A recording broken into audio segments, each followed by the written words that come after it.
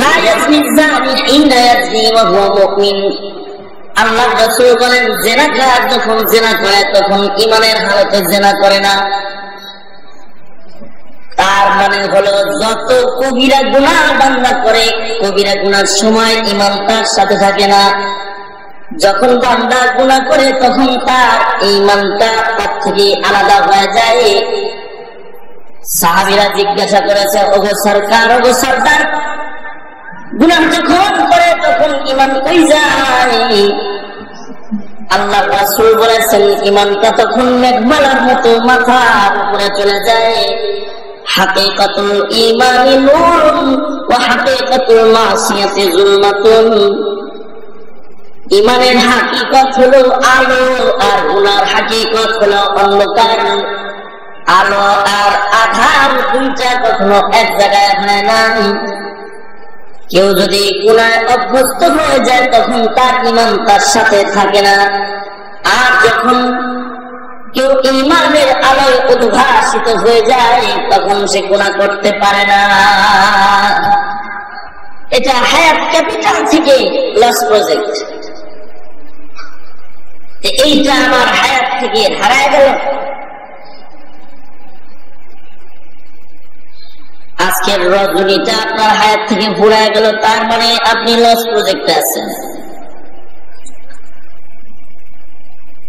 হায়াত নামক এই ক্যাপিটালকে বরফের সাথে তুলনা করা হয়েছে। যে বরফটা যেমন ধীরে ধীরে ধীরে ধীরে ছোট হয়ে যায়, মানুষের হায়াতটাও ওরকম ধীরে ধীরে ধীরে ধীরে ছোট হয়ে যায়। যেই জিনিস দিয়ে বাণিজ্য করে আল্লাহ জান্নাত দখল করবে, ওই জিনিস যদি ধীরে ধীরে ছোট হয়ে যায় তাহলে ইনসান বুনিয়াদম জান্নাতের বাণিজ্যে কি লাভে আছে না লসে আছে? জোরে বলেন, লাভে আছে না লসে আছে? দিন যাইতেছে তো হায়াত ছোট হইতেছে, লাভ না লস? সময়ের দিকে তাকাইলেই বোঝা যায় সব মানুষ লসের দিকে যাইতেছে। এই কারণে আল্লাহ তাআলা সময়ের কসম করে বলেন, ইন্নাল ইনসানা লাফি খুসর। মানুষ কিন্তু নিশ্চয়ই সব মানুষ ক্ষতির ভিতরেই আছে, ধ্বংসের ভিতরে নিপতিত। কিন্তু কিছু মানুষের হায়াত ছোট হইতেছে আর সে জান্নাতে ওয়াল আখিরাতু মুকবিলাতান, জান্নাত তার কাছাকাছি এগোল লাগছে। তারপরে বললো যাদের জান্নাত কাছে এখন কি লস আছে? এদের হায়াত বড় ফুরাইব আর আল্লাহর কোলে তারা চড়ব। যারা হায়াত ফুরাইলে সরাসরি আল্লাহর কাছে পৌঁছবো, তাদের কি লস না লাভ? আওয়াজ করে বলেন, তাদের কি লস না লাভ? আর যাদের হায়াত নষ্ট হইতেছে তারা কি লাভে আছে না ক্ষতিতে আছে? আর যারা জান্নাতে যাওয়ার সুনিশ্চিত আমল কইরা হায়াত ফুরাইতেছে তারা তো আল্লাহর ধরতেছে, আল্লাহর কাছে যাইতেছে, জান্নাতের ভেতরে ঢুকতেছে। তারা কি লসে আছে না লাভে আছে? এই কারণে ইস্তিসনা ইল্লাল্লাযীনা আমানু ওয়া আমিলুস সালিহাতি ওয়া তাওয়াসাউ বিল হাক্কি ওয়া তাওয়াসাউ বিস সাবর। তাদের লস নাই যাদের হায়াতে তার কাম করবে, এবার হায়াত ফুরাইলেও লস নাই। তাদের হায়াত একদিক দিয়ে শেষ হয়ে যাবে, আর একদিক দিয়ে যে হায়াত শেষ হবে না ওইটা শুরু হয়ে যাবে। কোন হায়াত শেষ হবে না? জান্নাতের হায়াত।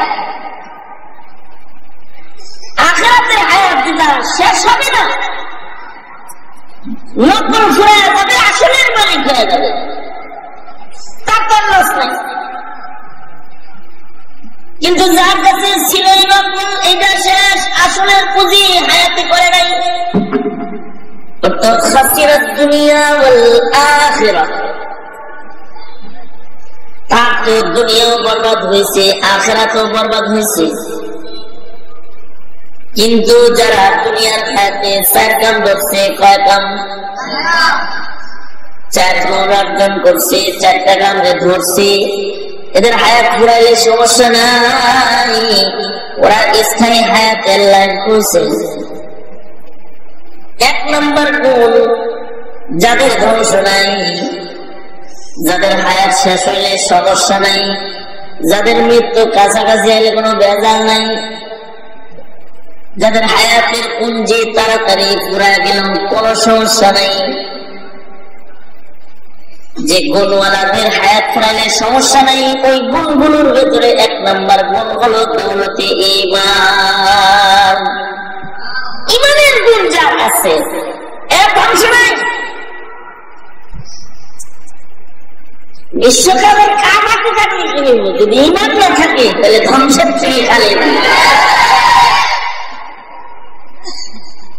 আর ঘুরে ঘরে বসে থাকলে কি হবে? যদি ঈমান থাকে সমস্যা নেই। দৌলতে ঈমান আছে, জান্নাত তৈয়ার আছে, ঈমানের বদলতে মহারাজত্বের মালিকানা আর চিরস্থায়ী হায়াতের, চিরস্থায়ী জগতের দিকে সে আগায় যেতেছে। 1 নম্বর হলো ঈমান। সকল ওই মহামালিকের, যিনি জন্মসূত্রে আমাদের এই নিয়ামত দিয়েছে, শুকরিয়া আদায় করে পড়ে থাকলেও এই শুকরিয়ার শেষ হবে না। যে মুসলিম দেশে, মুমিনের দেশে, মুমিনের ঘরে ঈমানের পরিচয়ে আমাদের আল্লাহ জন্মদান করছেন, যেই সম্পদ থাকলে লস নাই, ক্ষতি নাই, ধ্বংস নাই, তার একটা নাচাই পাইছি, ঈমান নাচাই পাইছি। কত মানুষের জন্ম হয় কাফিরের ঘরে, কিন্তু আপনার জন্ম নিয়ামতের দিকে তাকাইবেন, নিয়ামতের দিকে খেয়াল করবেন, তাহলে আল্লাহর গোলামি করতে ভালো লাগলো।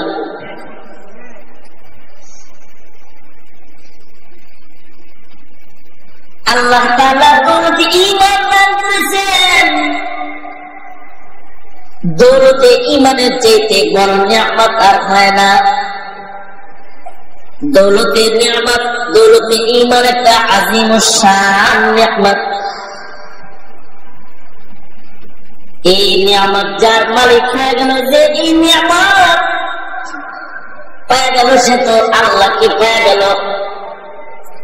যার ঈমান আছে তার আল্লাহ আছে, যার ঈমান আছে তার জান্নাত আছে, যার ঈমান আছে ওর হাউজে কাউসার আছে, যার ঈমান আছে তার নবীর শাফাত আছে, যার ঈমান আছে তার আরশের ছায়া আছে, যার ঈমান আছে ওর রবের মুলাকাত আছে। দৌলতে ঈমান সর্বোচ্চ দাঁড়িয়ে দৌলতের নাম। যে দৌলতের সর্বকনিষ্ঠ 1 জাররার মালিকানা যদি পৃথিবীর হায়াতে কারণ হয়ে যায়, হাবিবে কিবরিয়া সরওয়ারে দু আলম বলেছেন, সর্বকনিষ্ঠ ঈমানদার আমার উম্মতের যে হবে, তাকেও আল্লাহ তাআলা এমন এক জান্নাত তাকে মালিকানা দান করবে, যে জান্নাতের আয়তন হবে এমন পৃথিবীর 10 পৃথিবীর সমান।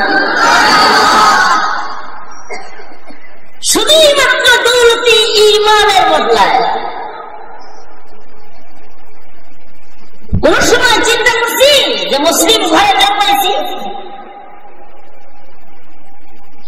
কোন সময় চিন্তা করছি লাখো ওলির দেশে জন্মগ্রহণ করেছি, শাহজালাল, শাহ মখদুমের দেশে জন্মগ্রহণ করেছি,